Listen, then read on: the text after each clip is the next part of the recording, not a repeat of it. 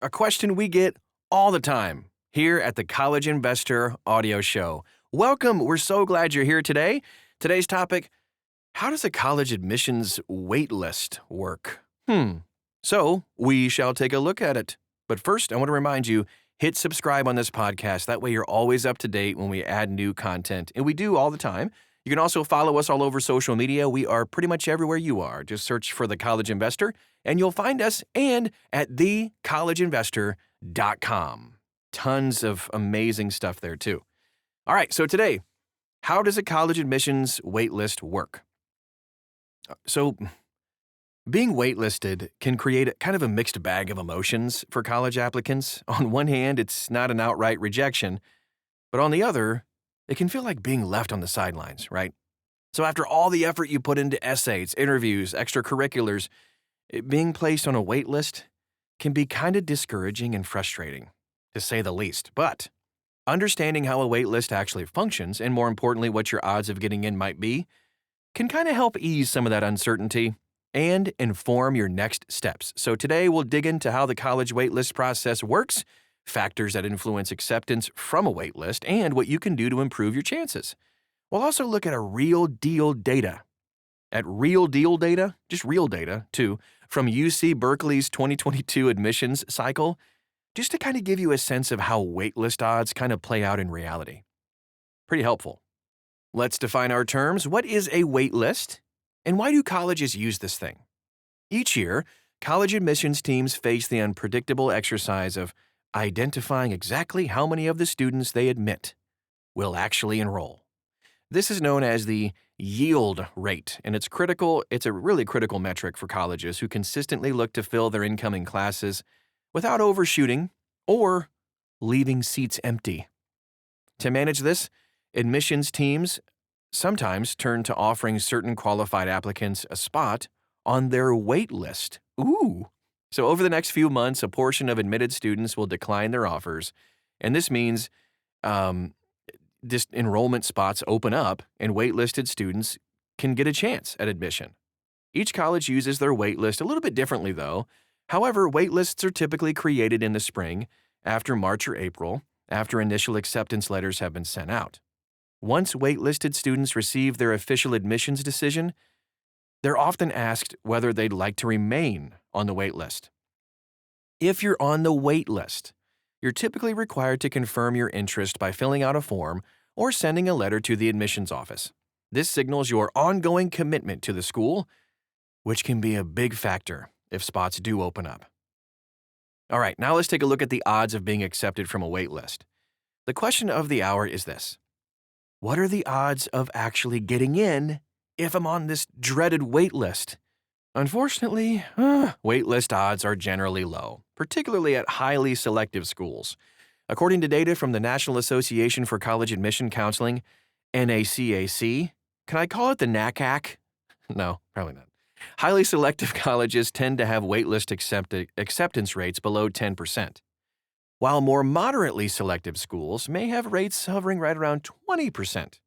In most cases, students should approach a waitlist offer with cautious optimism.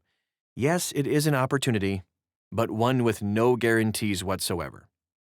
Here's an example. UC Berkeley, 2022 waitlist statistics. To understand how this process kind of plays out in the real world, in 2022, UC Berkeley, which is one of the most competitive schools in the University of California school system, offered 7,001 one qualified applicants a place on its waitlist. 7,001. Out of those, 4,820 students decided to accept the offer and remain on the list. In the end, 1,191 of those who were originally waitlisted were actually admitted. This means about 17% of the students which were waitlisted at UC Berkeley ultimately gained admission. This actually might sound promising, but remember that Berkeley is a large public university with higher enrollment needs. A ton of private, highly selective institutions admit far fewer students from their waitlists each year. Sometimes it's fewer than 5%. Or nobody. All right, so here are the factors that affect waitlist acceptance rates. Each college's approach to managing its waitlist is, of course, unique. But there are some common factors that can influence whether a waitlisted student ultimately gains admission. Number one, yield rates. If a college's yield rate, the percentage of admitted students who enroll, is lower than anticipated, they may need to admit more students from the waitlist. For example, if a significant number of students decline their offer of admission in favor of other schools, more spots open up for waitlisted students. Schools with unpredictable or low yield rates are more likely to lean on their waitlists to fill classes. Number two, demonstrated interest. Some schools consider a student's ongoing interest in attending when determining who to admit from the waitlist. By sending a letter of continued interest, updating the admissions office on recent achievements, or even just filling out a confirmation form, like right away, you can show that you're committed to attending if you are accepted. In competitive admissions environments, this level of demonstrated interest can actually make a big difference. Number three, class composition goals. Admissions teams strive to create a balanced and diverse incoming class, not only in terms of demographics, but also in terms of academic interests, geographic distribution, and extracurricular talents. If the initial admitted pool is short on a particular type of student, like musicians or applicants from a certain state, a college might look to the wait list for candidates who fit that profile. And number four, institutional priorities. Each college has specific goals and strategic priorities that influence admissions decisions. For example, a college expanding its computer science department might give waitlist preference to students with strong interest in STEM. Similarly, a college that values geographical diversity might prioritize out-of-state or international students from the waitlist if enrollment from those groups is a little bit lower than expected. Let's move on to the emotional reality of being waitlisted. We know getting waitlisted is an emotional experience. It can feel like you're kind of stuck in a state of limbo, waiting on a response that could alter your future. However, being waitlisted isn't necessarily a reflection of your skills and qualifications. In a lot of cases, it's just simply a matter of space. Just keep in mind that admissions teams regularly report having far more qualified applicants than they actually have spots available for. So, here are some steps to take if you are waitlisted. It's important to stay proactive while managing your expectations. Here are some steps you can take just to kind of maximize your chances of being admitted. Confirm your interest. And we've talked about this before, but just make sure to complete the process to confirm whether you're still interested in attending as soon as possible. This is just a signal of your eagerness to enroll. Write a letter of continued interest. A letter of continued interest, sometimes called a LOCI, can help bolster your case. Your letter should be concise but genuine.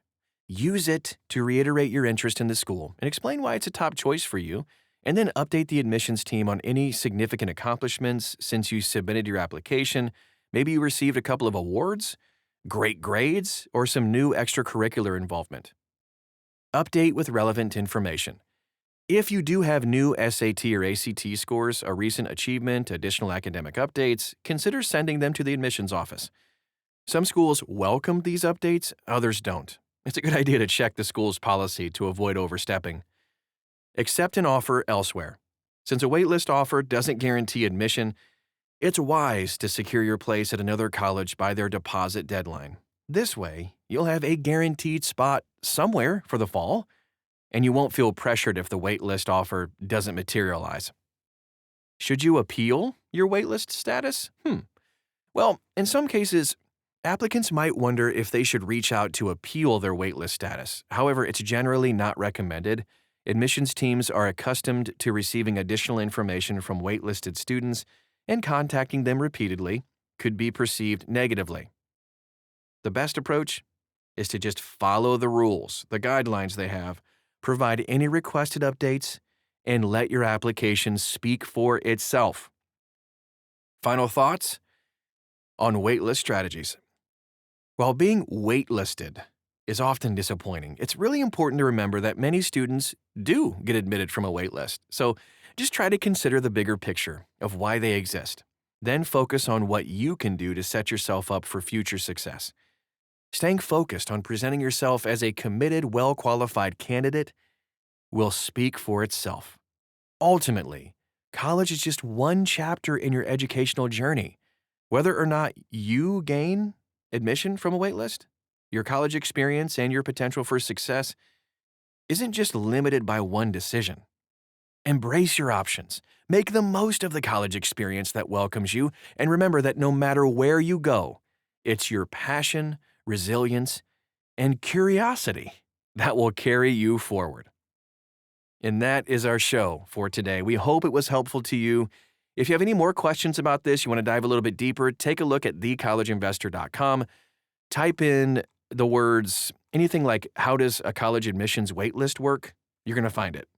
You can find the article, dive right in. You can also follow us on social media, ask questions, get to know us. We'd love to get to know you and help you even more. You can find us just by searching The College Investor pretty much anywhere on social media, and you'll find us. Thanks again for stopping by today, and we'll talk to you again real soon.